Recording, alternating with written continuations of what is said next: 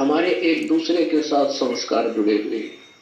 उन संस्कार वश ही हम कभी पिता के रूप में जन्म लेते हैं और कभी फिर पुत्र के रूप में जन्म लेते हैं। उसी पिता के, उसी पुत्र के, जैसे हम पहले पिता थे और फिर किसी जन्म में वो पिता हमारा पुत्र होता है, हम उसके पिता होते हैं। और कभी हम पिता थे तो पुत्र हमारा पिता होता है।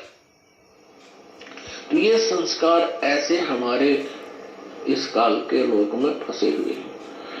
इन्हीं के आधार से हम एक दूसरे के यहाँ पति पत्नी, बेटा बेटी रूप में, दामाद आदि जो नाते बनते हैं, ये उसी संस्कार वश ही हमारे बनते हैं।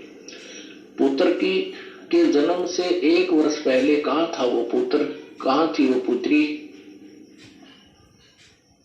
नाता जुड़ने से पहले कहाँ था वो दामाद? कैसे था आपका? नहीं था। तो ऐसे ऐसे जैसा भी समय अनुसार ये स्थिति आती गई, हम उसको अपना मानते गए। शादी लड़की का विवाह कर दिया, वो हमारा दामाद हो गया और बहुत आदर सत्कार करते हैं। फिर कल में किसी कारणवश वो नाता विच्छेद हो जाता है, तो फिर हम उसको किस संज्ञा से बात करते हैं? एक बहन कहने लगी एक दूसरी बहन से, उसको पता नहीं था वो दूसरे गांव से आई थी। जैसे गांव की लड़की दूसरी गांव में विवाह रखी हो, उसको इतना पता था कि मेरी लड़की का विवाह हो गया, लेकिन उसके विच्छेद का पता नहीं था कि वो तलाक हो चुकी है। और उसका पति उसने देखा शहर में, वो अपने घर आई, उसने अपने उस गांव की औरत से कहा कि चाची, शहर में आपका दामाद देखा था मैंने। पहले तो वो उसको बेटा बेटा करती थी, फिर कहती है मेरा लगता ना साला। वो तेरा जो है, पहले तो बेटा था, ये मेरा लगता ना साला। उसने हमारी लड़की छोड़ दी। तो हमारे ऐसे नाते हैं, अस्थायी जोड़ जुगाड़ है। तो ऐसे ही ये हमारे बेटा और बेटी माता पिता के नाते हैं। तो ये जो नाता हमारा जुड़ गया, इसको निभाएंगे। जैसे विवाह कर दिया बेटी का, तो दामाद है तो दामाद है ही, हर नियम का पालन करते हुए, हर तरह उसको हर व्यवहार से खड़ा रहे उस नाते में। तो इसी प्रकार हम जब तक पिता पुत्र बेटा बेटी का हम रोल कर रहे हैं, तो वो ऐसा ही करना पड़ेगा। ये भी इस भक्ति मार्ग का एक प्रथम नियम है कि कब तोड़े बन व्यवहारम। हमने व्यवहार में भी खड़ा रहना है और बिजनेस के अंदर भी, लेन देन में किसी के साथ चीटिंग नहीं करनी। हम साधु नहीं रहेंगे। तो जब तक हम यहाँ हैं तो हम इनके एक हमारा ग्रुप है, परिवार है। लेकिन ये याद रखे कि कल मृत्यु होगी तो ना मैं इनका और ना ये आपके। अपने अपने संस्कारवश कोई कहीं जन्म लेगा, कोई कहीं जन्म लेगा। अब ये ज्ञान जो है, ये सच्चाई है।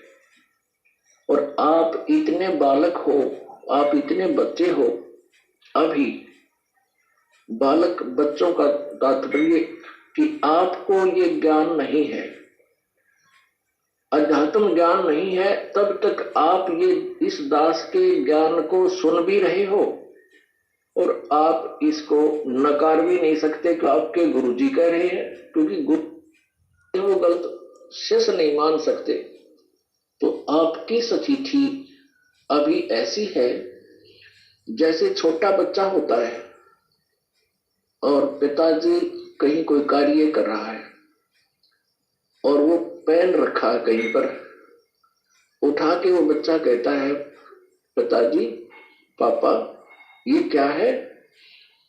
वो कहता है पेन है बेटा, पेन है। वो कहता है पेन है, पेन है, पेन है ये है। वो लड़का उसको समझ नहीं पा रहा है, इसलिए ए यानी प्रश्नवाचक शब्द बोल रहा है। वो ए करता करता उसको रख ही जाता है। अब वो ये समझ भी नहीं पा रहा कि ये पेन है और नकार इसलिए नहीं कर रहा कि पिताजी कह रहा है। और जब वो बच्चा बड़ा हो जाता है, उसकी बुद्धि भी मैच्योर हो जाती है, युवा हो जाती है, फिर उसको कहते हैं कि बेटा वो पेन ला उठा के, वो दौड़ा जाता है और पेन उठा के ला के पिता को दे देता है। तो आज आपकी सखीची इस ज्ञान को जो दास बोल रहा है, इसको समझने में उस बालक जैसी है। ये दास जो कह रहा है ये सच्चाई है, लेकिन आपके यह बात घर नहीं करेगी जल्दी सी, और आप नकार भी नहीं सकते। नकार इसलिए नहीं सकते, गुरुजी कह रहे हैं, और स्वीकार इसलिए नहीं कर सकते क्योंकि आपकी बुद्धि बालक है, आप बालक जैसी बुद्धि के हो। हमारी काल ने ऐसी बुद्धि कर रखी है, एक दूसरे में मोह ममता की। जैसे एक भैंस का